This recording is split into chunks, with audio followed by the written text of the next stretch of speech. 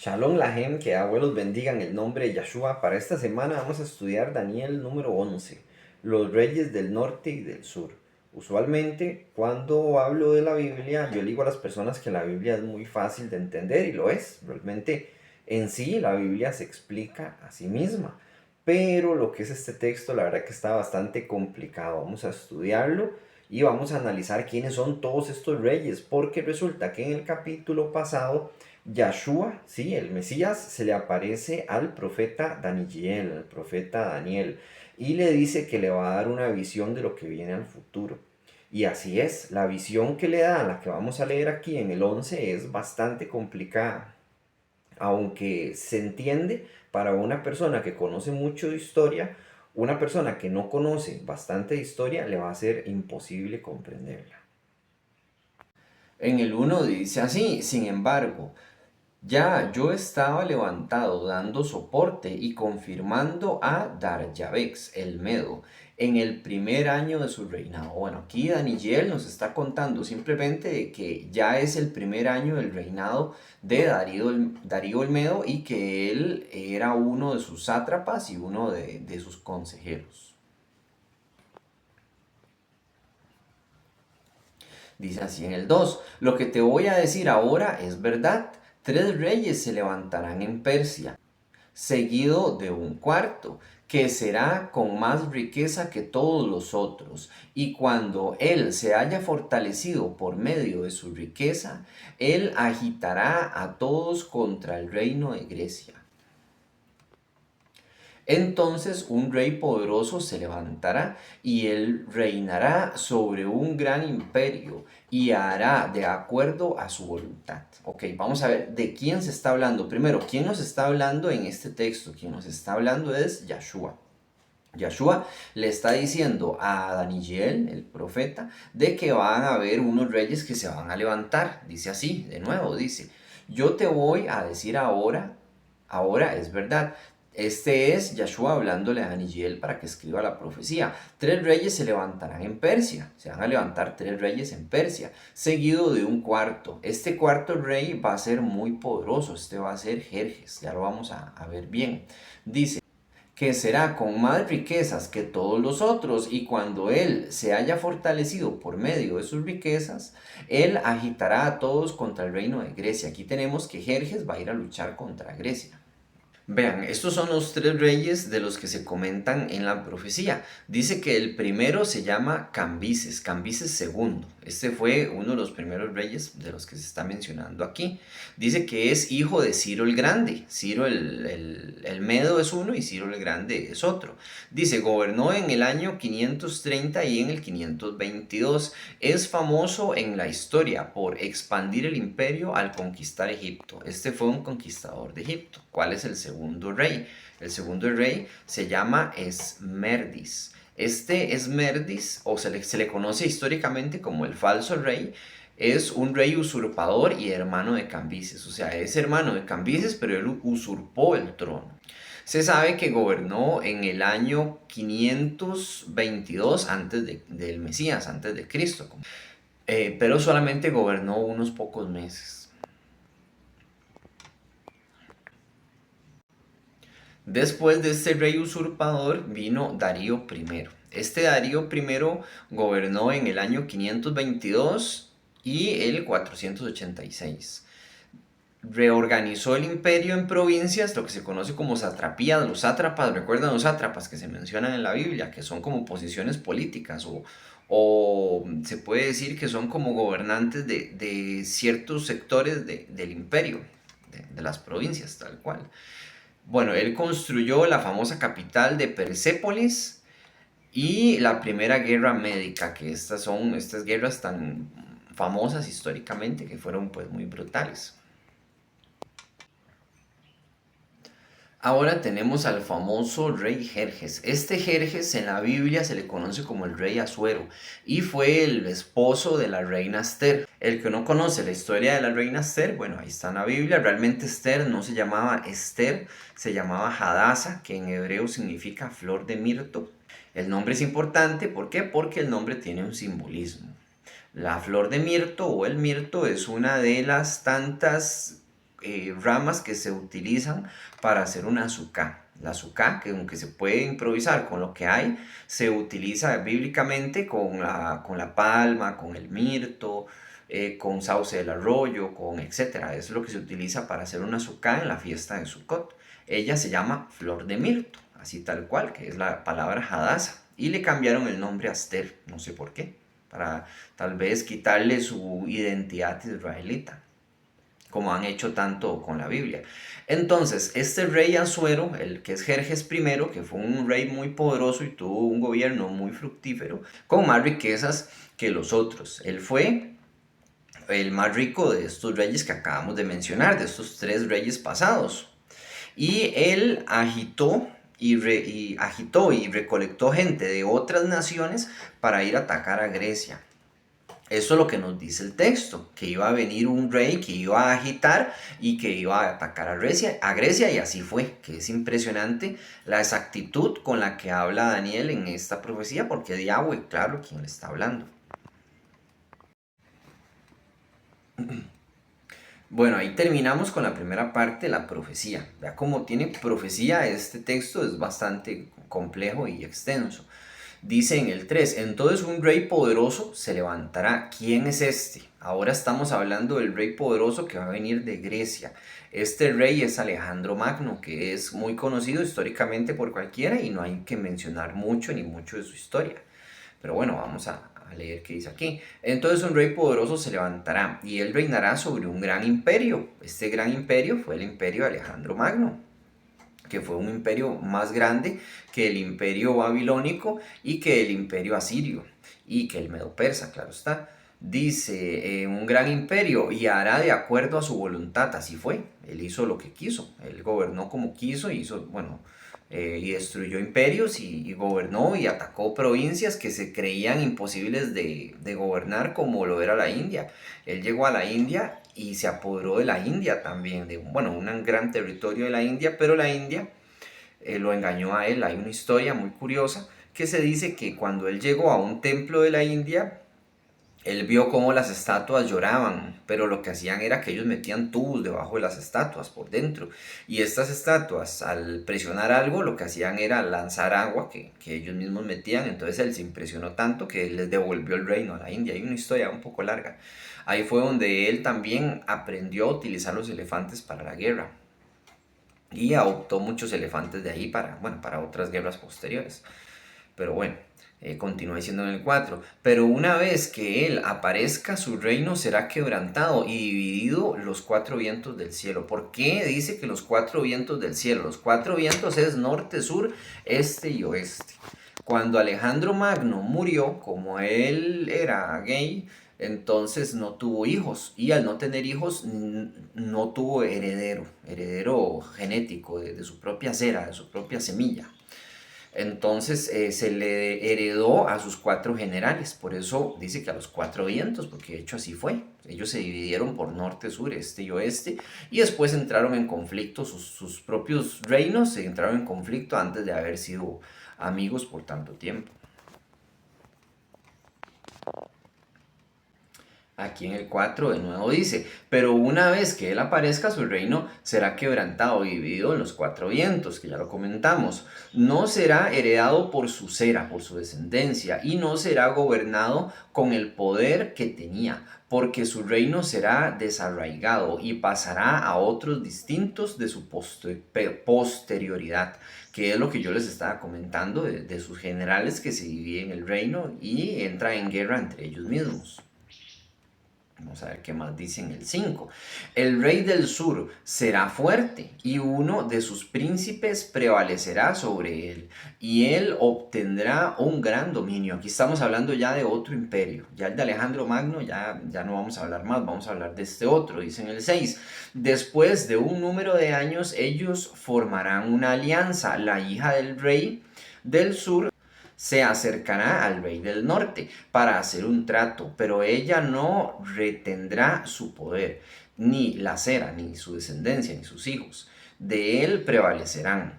En vez, ella será entregada junto con sus aliados y la doncella, y el que la había apoyado durante esos tiempos. Bueno, aquí hay una historia muy curiosa que ya se las voy a explicar, pero tiene que ver con que se intentó hacer una alianza con una mujer, o sea, con una doncella de otro reino, para que los dos reinos se llevaran bien.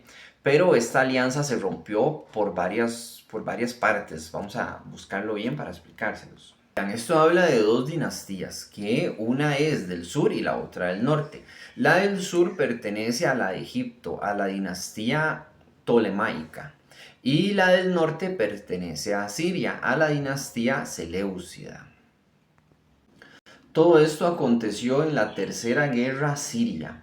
En esta Tercera Guerra Siria, que sucedió en el año 246 al 241, estos personajes son los que aparecen impresionantemente bien descritos aquí en la Biblia. No se dicen nombres en la Biblia de quiénes son, pero sí de las cosas que van a suceder y es, bueno, por sí mismo es un milagro para las personas que no creen en la Biblia o no creen en los milagros. En el texto que estamos leyendo dice así: la hija del rey del sur se acercará al rey del norte para hacer un trato, que era lo que yo les estaba mencionando. La hija del rey del sur se refiere a Berenice. Esta Berenice se va a casar con Ptolomeo II. Ptolomeo II se va a divorciar de su mujer para tener descendencia legítima de Berenice. O sea, ya él tenía una reina. Esta reina era la que iba a heredar, sus hijos eran los que iban a heredar el trono. Pero al casarse entre enemigos, lo que se suponía que iba a suceder era que ya no iban a haber distinciones y los reyes de ambos reinos se iban a aliar. ¿Para qué? Para que tanto Egipto gobernara Siria como Siria gobernara Egipto. Pero eso no sucedió.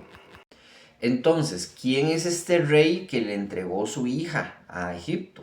Este es Antíoco II Teos. Ptolomeo II es quien entrega a Berenice, a su hija, para poder hacer una alianza con Siria. Ahora tenemos a Antíoco II. Antíoco II es el gobernante actual de Siria en este momento histórico, el que se está casando con Berenice. Pero dentro del trato, para poder casarse con la hija de Egipto, él tiene que divorciarse de su actual esposa, que se llama Laodice. Esta Laodice, como dice la Biblia, citando la Biblia, lo voy a leer, dice: pero ella no retendrá su poder y ni la descendencia de él permanecerá. Vea que ni la descendencia de Ptolomeo iba a permanecer, ni Laodice, que es la esposa, la verdadera esposa, la primera, iba a retener su poder. Así que ella perdió su poder también ahí con este trato que se está haciendo con el otro imperio. Ya que muere Ptolomeo II, ya que muere este Ptolomeo II, Berenice va a pasar a un segundo plano. ¿Qué pasa? Que la verdadera esposa de Antíoco II, llamada Laodice, toma el poder del imperio. ¿Cómo lo hace? Asesinando a su ex esposo y también asesinando a Berenice. Al asesinar a Berenice, envenenándola y matando a su hijo recién nacido, va a causar el furor de los egipcios, que van a atacarlos más adelante. ¿Quién es el que los va a atacar más adelante? Va a ser Ptolomeo III Eberges. Este Ptolomeo III Eberges es el hermano sanguíneo de Berenice, la que recién ha sido asesinada, envenenada y matado a su sobrino también, que tiene menos de un año, que está recién nacido. Él se va a enfadar y se va a levantar y va a hacer una guerra tremenda. Vean que esa profecía está escrita aquí, en las escrituras, donde la estamos leyendo. Dice: pero otra rama de la misma raíz aparecerá en su lugar. Él atacará el ejército del rey del norte. Ve lo que dicen, que de que Egipto se iba a levantar y iba a atacar a Siria. Con otra raíz, o sea, otro hijo se va a levantar y va a ir a atacar al rey del norte, pero no se explica por qué en la Biblia. Ahora que tenemos la historia, históricamente hablando, conocemos por qué se dio este acontecimiento y estas guerras médicas, que son guerras de los medos. Él culmina su venganza entrando en territorio sirio, como destruyendo a la descendencia de la reina Laodice. Ella tenía un hijo, recuerdan, un hijo legítimo. Él en este momento está gobernando la tierra y Ptolomeo III va a invadir y va a derrotar a este imperio y se va a apoderar de todo ese territorio, más no va a gobernar ahí, se va a retirar y se va a devolver a su propia tierra. Aquí continuamos hablando de Antíoco III y de esta guerra que sucedió, pero ya desde un punto de vista bíblico, dice en el 8. Él también se llevará a Misrayín, se llevará a Egipto, sus dioses como botín, sus imágenes de metal fundido y sus valiosos recipientes de oro y plata. Y él permanecerá por más tiempo en el reino del norte, ¿ok? Va a permanecer más tiempo en el reino del norte, dice que se va a llevar los botines. Él se vengó de todas las personas que se encargaron de matar a su hermana Berenice y a su sobrino, que él no pudo conocer porque, bueno, estaba recién nacido, dicen el 9. Después de esto, el rey del norte invadió al reino del rey del sur, que era lo que yo les estaba comentando, que él iba a devolverse a su propia tierra. Dicen el 10. Sus hijos se levantarán para reunir un ejército grande y poderoso, el cual avanzará como una inundación que pasa por medio, y él desatará y recobrará su fuerza. Todas estas profecías tienen que ver más que todo con calamidades y guerras y cosas que han de porvenir, que van a cambiar el curso de la vida de muchos y de la historia de la región, de cómo se va a dividir el poder. Estas guerras siriacas se dividen entre los descendientes de Alejandro Magno, que es el rey del norte, y dice que el rey del sur, que es la dinastía tolemaica, que es la de Egipto. Entonces sería Egipto contra lo que quedó del imperio de Alejandro Magno, que son los cuatro generales. Esta guerra queda muy involucrada a Israel, especialmente el territorio de Israel, de Judá, realmente, de Jerusalén, hablemosle. ¿Por qué? Porque queda en medio de todos estos conflictos, empobreciéndose grandemente y tal vez hasta recibiendo ataques por, qué sé yo, por darle comida o abusando de ese territorio para poder atacar al enemigo, porque como queda de paso, entonces quedaron en una situación pues muy pobre. Dice así en el 11, entonces el rey del sur enfurecido saldrá a hacer la guerra contra el rey del norte, quien a su vez reunirá un gran ejército, pero este ejército será derrotado por su enemigo. Tenemos que el rey del sur va a salir enfurecido, va a pelear contra el rey del norte. Los del sur son los de Egipto y los del norte son los de Siria. Dice en el 12, y será entregado en su mano. El conquistador se enorgullecerá mientras aniquilará a miles de miles. No obstante, no prevalecerá. O sea, va a aniquilar a muchas personas, pero no va a prevalecer su reinado ni su gobierno. Dice en el 13, pues el rey del norte de nuevo reunirá un ejército mayor que el primero. Al final de este periodo, después de un número de años, será un ejército grande y bien abastecido. Vamos a darle pausa aquí para intentar explicar todo lo que está sucediendo. En el texto 11 y 10 lo que describe en especial son la descendencia de la dinastía, bueno, la descendencia de la dinastía de Alejandro Magno, que esta descendencia es el reino del norte, que es la dinastía Seleucida, basada en lo que es Siria, para que se entienda. Esta fue la dinastía de Alejandro Magno. Y después dice que el rey del sur es la dinastía tolemaica, basada en la de Egipto. Aquí se nos está narrando las guerras síricas, que fue en el siglo III al siglo II antes de la venida del Mesías. Y también Judea, que es Israel, va a tener que intervenir en estas guerras y se va a aliar con ellos en un cierto punto, que le va a salir pues muy mal porque van a morir muchas personas y se van a apoderar del territorio de Judea. Lo que sucede en el versículo 13 en adelante es que la descendencia tolemaica, que esta descendencia es la de Egipto, muere años después Ptolomeo IV. Al morir él deja a su hijo, que va a ser Ptolomeo V, el que le sigue. Pero este es un niño de 5 años apenas, de 4 años realmente, es lo que tiene edad. Entonces, Antíoco III, que es el de Siria, va a ver su oportunidad para ir a atacar a Egipto. En eso va a formar un ejército mayor que el primero. El primero ya vimos que fue derrotado, pero esta vez va a formar un ejército más grande. Y en ese ejército grande se le va a aliar lo que es Jerusalén, llamémosle, los judíos de Judea, que se van a poner rebeldes en contra de Egipto para quitarse el yugo de Egipto de encima. Y se van a ir a la pelea, por eso dice los hijos de tu pueblo, pues se refiere a Jerusalén, ¿verdad? A los judíos. Entonces Antíoco III sitia y toma la ciudad fortificada de Sidón y finalmente tomó el control absoluto de Judea y de la tierra de la gloria, que es como dice la profecía en el 16, que es la tierra de la gloria. Vamos a leerlo también aquí en el Tanakh.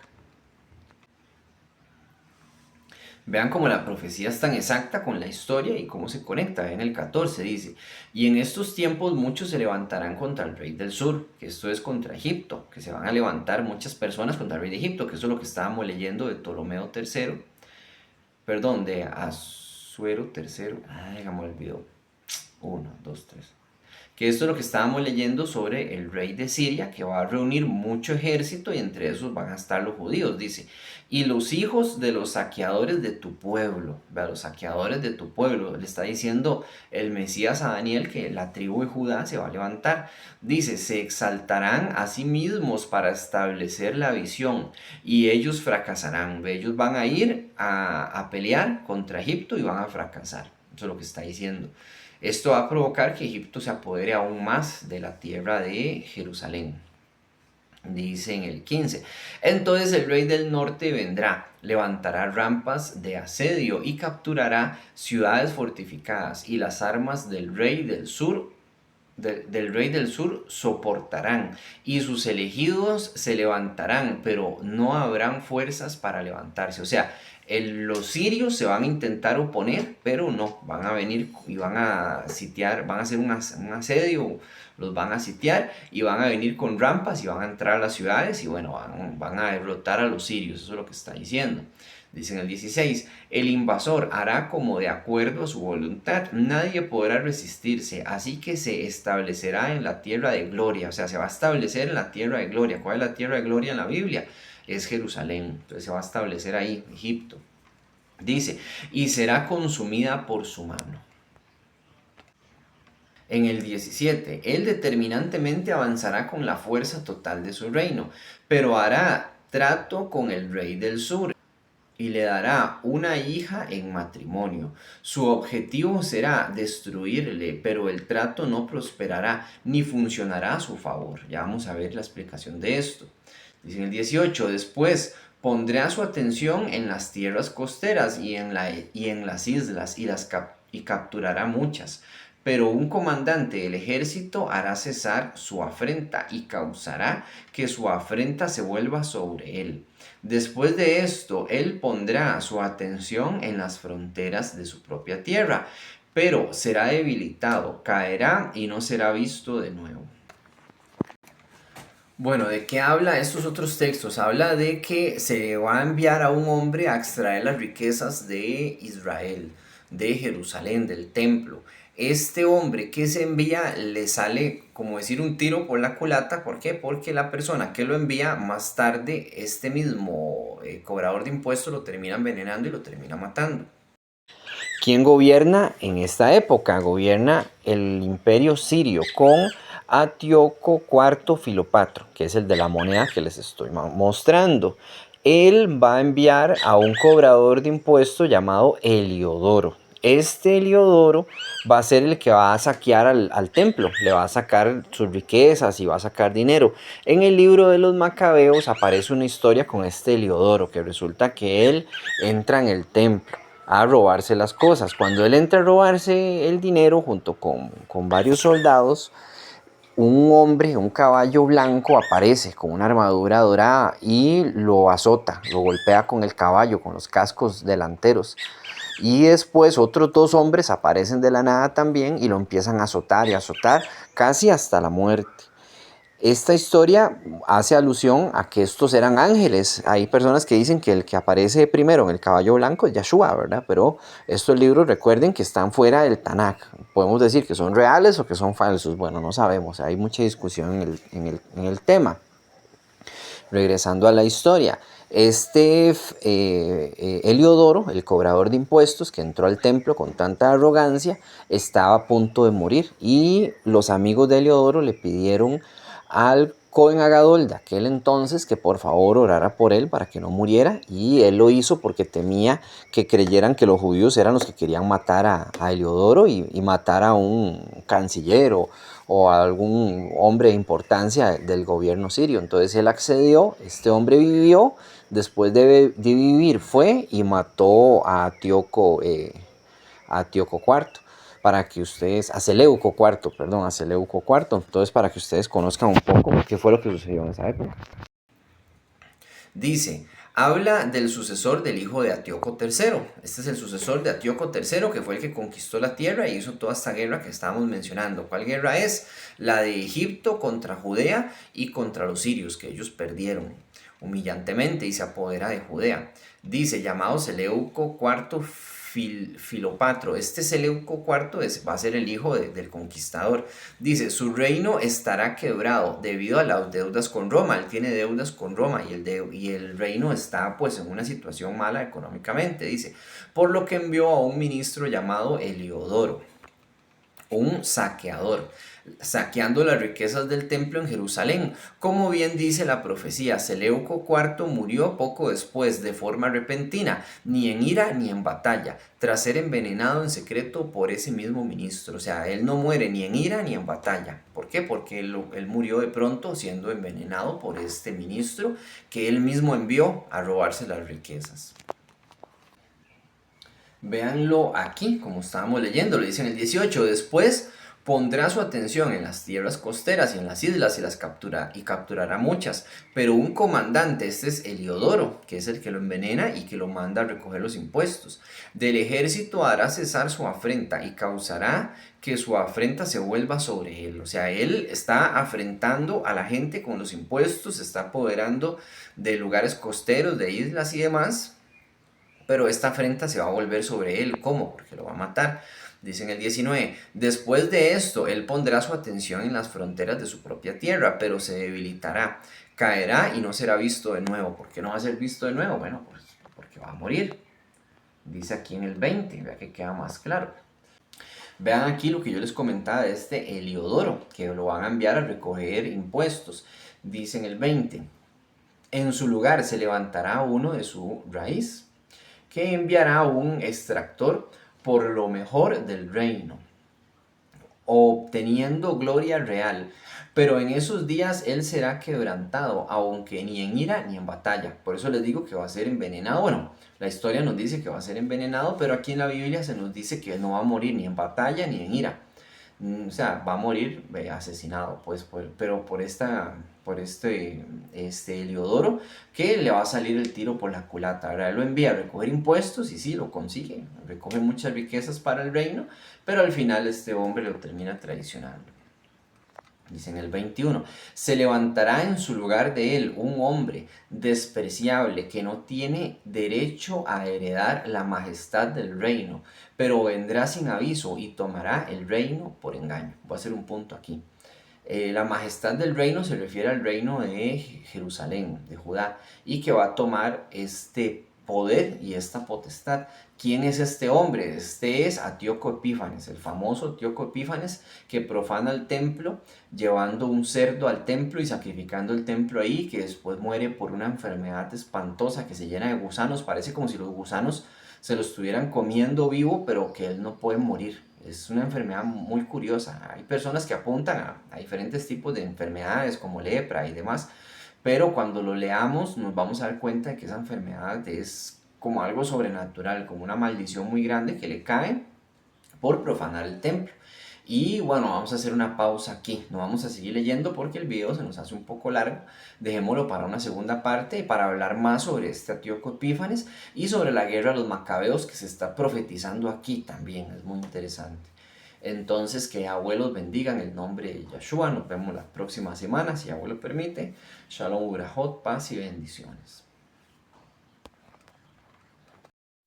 7 pescados es tu palabra,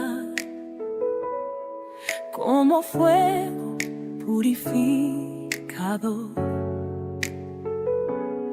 Tu dabar desciende suave, como rocío en tierra silente. Ella no huele vacía, sino que cumple su designio eterno. Es viva y eficaz. Tu bendita voz quebranta el alma, con dulzura que redime y salva. Es espada que corta la sombra, espada de doble filo y poderosa, la eterna y poderosa. La palabra de Elohim libera de la esclavitud. 7 veces Kadosh, resplandece como los cielos sin velo. Tu dabar es canto de gloria,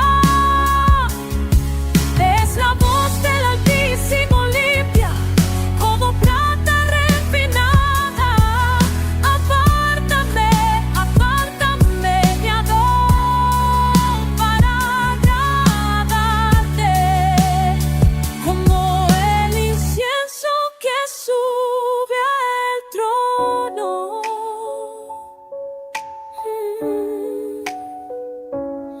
En tu dabar hay luz, tu dabar es revelación que no se puede apagar. Es pacto, refugio, eternidad, es el eco del Ruach soplando. Tu